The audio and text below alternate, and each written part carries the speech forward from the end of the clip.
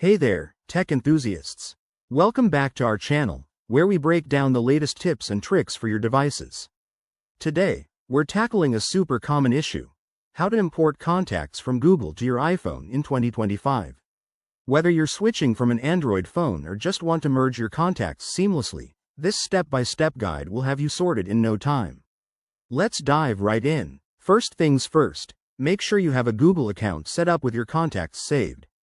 You'll also need your iPhone updated to the latest iOS version for the smoothest experience. Okay, let's get started. Open the Settings app on your iPhone. It's that gear icon on your home screen. Scroll down and tap on Contacts or Mail, depending on your iOS version. In 2025, Apple has made this even more intuitive. Next, head to Accounts or Passwords and Accounts. Look for the section that manages your email and sync options.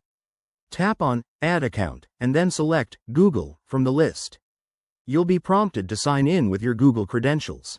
Go ahead and enter your email and password, and if you have two-factor authentication, approve the login on your device. Once you're signed in, you'll see a list of items you can sync, like mail, calendars, and contacts. Make sure to toggle on Contacts. Hit Save or Done, and your iPhone will start syncing your Google contacts in the background. This might take a minute or two, depending on how many contacts you have. After the sync is complete, open the Contacts app on your iPhone, and voila! Your Google contacts should be right there.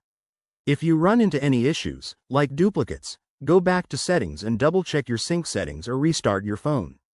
There you have it, folks.